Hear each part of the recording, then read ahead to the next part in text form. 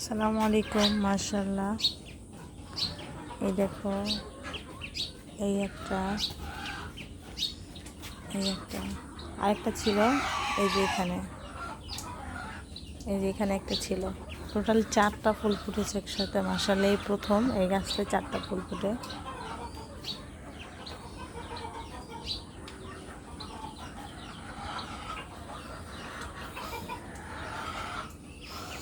এটা আমার একটা প্রিয় গাছ। আমি খুবই যত্ন করি এই গাছটা, যত ব্যস্তই থাকি। এই ব্যস্ততার মাঝেও আমি চেষ্টা করি গাছটাকে বাঁচিয়ে রাখার জন্য। এমনি গোলাপ গাছ সবারই প্রিয়। আমার মনে হয় যে গোলাপ সবাই পছন্দ করে, আমারও খুব প্রিয় গোলাপ।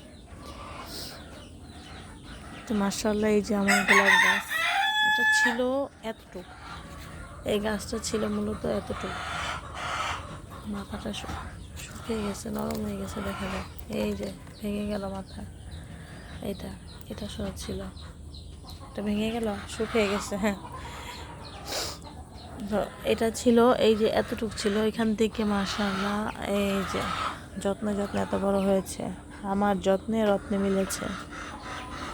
প্রথমে একটা করে ফুল হতো, তারপরে 2টো করে, তারপর একসাথে মাশাআল্লাহ 4টা ফুল আসে। কালকে একটা ফুল এখান থেকে ছিঁড়ে ফেলা হয়। এই গাছটা হচ্ছে আগারগা থেকে এনে লাগাই, আমার আব্বু এনে দেয় আমাকে।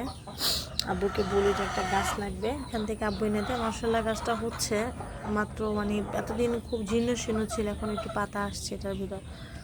আর এটা হচ্ছে, এটা পড়ে আছে নিচে। এটা লাগানো হয় কাঞ্চনজঙ্ঘা, মানে আমরা পঞ্চগড় যাই কাঞ্চনজঙ্ঘা দেখার জন্য, তখন ওইখান থেকে আমরা বীজ এনে এটা লাগাই। যদিও এগুলো আমাদের এখানেও পাওয়া যায় ঢাকাতে, কিন্তু আমি বীজটা ওইখান থেকেই আনি। রাতে ফুলটা ফুটে থাকে, খুব সুন্দর লাগে।